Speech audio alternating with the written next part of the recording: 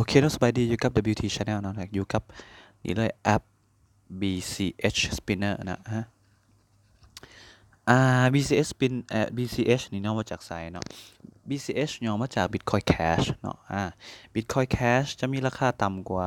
ราคาของ Bitcoin ปกติเนาะเดี๋ยวเรามาเบิ่งการสมเทียบราคาเลยเนาะต้องแนะนำกันก่อนนะไผสิสนใจอยากจะเฮ็ดเวียกหาเงินออนไลน์เนาะหาเงินฟรีออนไลน์เป็นรายได้เสริมก็สามารถเข้ามาติดตามกันได้เนาะโอเคก่อนอื่นเบิ่งเราต้องไปเบิ่งก่อนเนาะเราต้องอธิบายให้เข้าใจก่อนว่า Cryptocurrency หรือจำพวก Bitcoin นี่มันแม่นหยังเนาะปกติที่เรารู้จักกันใน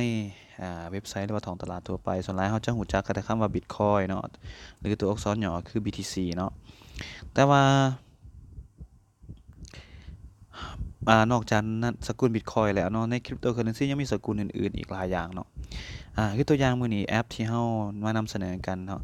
ก็จะเป็นแอปของBitcoin Cash เนาะBCH เนาะ Bitcoin Cash ตัวนี้ก็จะมีราคาต่ำลงมาจากเอ่อไอตัว Bitcoin เนาะตัวนี้จะอยู่ที่1 Bitcoin Cash จะอยู่ที่$389เนาะในขณะนี้เนาะซึ่งราคามันจะขึ้นจะลงอยู่ประมาณนี้ตอนนี้รู้สึกว่าราคาจะลงอยู่ 6% เนาะ 6.7%ส่วนราคาของ Bitcoin ก็อยู่ที่ 7,600 เนาะตอนนี้ราคาดรอปลงมาเนาะ 3.64% พุ่นแหละเนาะ ขอโทษโอเคส่วนแอปนี้เนาะเดี๋ยวเราจะเอาลิงก์ไว้ให้ดาวน์โหลดอยู่ที่หลุม description เนาะสามารถไปดาวน์โหลดกันมาได้เนาะวิธีสมัครก็สมัครผ่านเนาะสมัครผ่านGmail เนาะเอา Gmail ของเราสมัครเข้าไปนะเดี๋ยวล็อกเอาท์ก่อนบัดหนึ่งเวลาดาวน์โหลดเนาะคลิกลิงก์ดาวน์โหลดมาแล้วก็จะเป็นหน้าตาแบบนี้เนาะทำการกด sign in เข้าไปเนาะsign in เข้าไปแล้วก็เลือกเนาะเลือกอีเมลที่เราต้องการอยากจะล็อกอินเนาะในนี้มีหลายเมลเลยแต่ว่าตัวนี้เป็นเมลที่เราล็อกอินลักหลังจากล็อกอินแล้วก็เรียบร้อยเนาะสำเร็จในการลงทะเบียนเราถามแป๊บนึงก็จะล็อกอินเข้ามาหน้านี้และต่อไปเนาะขั้นตอนต่อไปมากดที่ตัวนี้กดที่กาเป็นกาบวกนี่ก่อนปั๊บเข้าไปแนะนำก่อนเนาะว่าเวลาเข้ามานะเวลาที่เราสมัครแล้วเนาะแนะนำเลยว่าให้กดreferral code เนาะให้กดตัวนี้ให้พิมพ์referral code ตัวนี้เข้าไปเนาะและทานจะได้200,000อุ้ยทานจะได้200,000อยู่นี้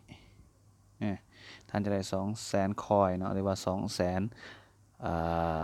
ซาโตชินั่นแหละเนาะอยู่นี่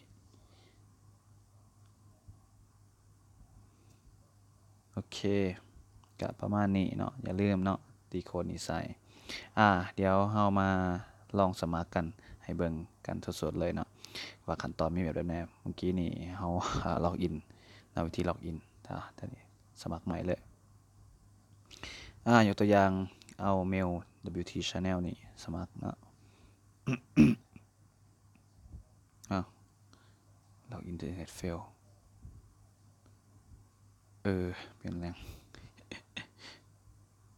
เอาเมลใหม่กัน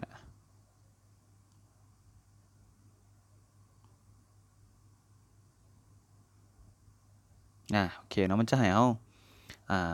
ใส่นิกเนมอยู่นี้เนาะนิกเนมอยู่นี่ก็ใส่นิกเนมเข้าไป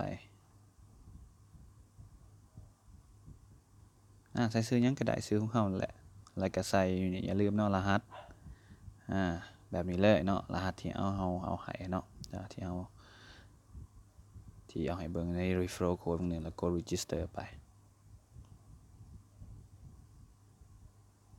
เราถามแป๊บนึง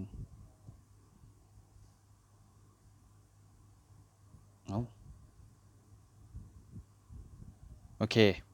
เนาะเขาก็จะได้จังสีมาเลยเนาะเขาจะได้200,000คอยมาเลยเนาะ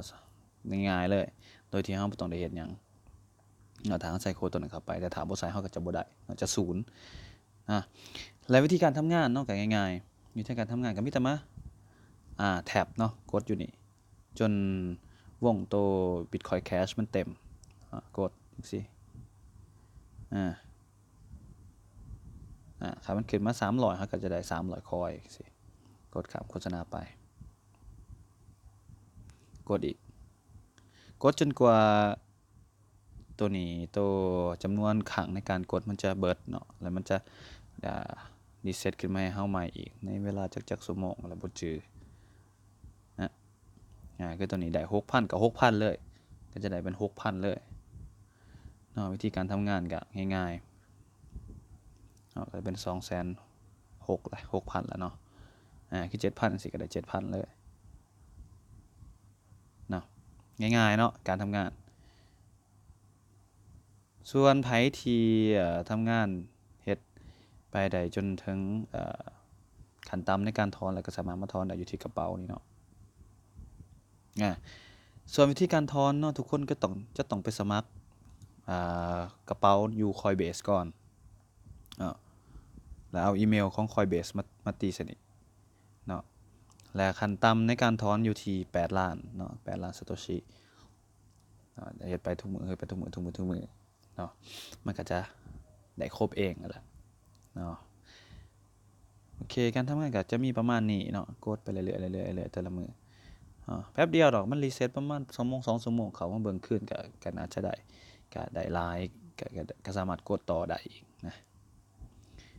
ก็จะมีประมาณนี้แหละเนาะถ้าใครสนใจสามารถกดลิงก์ดาวน์โหลดได้ที่รูป description เนาะแล้วก็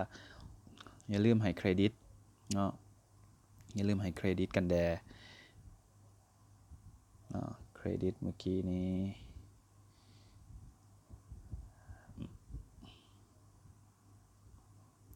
อย่าลืมตัวรหัส referral code ตัวนี้เนาะให้เครดิตทาง channel เฮาเนาะโอเคฝากกันไว้เนาะอย่าลืมกดไลค์กด subscribe เนาะกดติดตามกันอย่าลืมกดกระดิ่งแจ้งเตือนกันเนาะเพื่อจะบ่ได้พลาดคลิปใหม่ๆในการหาเงินออนไลน์กันเองโอเคเจอกันคลิปหน้าเนาะเดี๋ยวจะมาถอนให้เบิ่งว่าถอนได้บ่หรือบ่ได้เนาะไปละบ๊ายบาย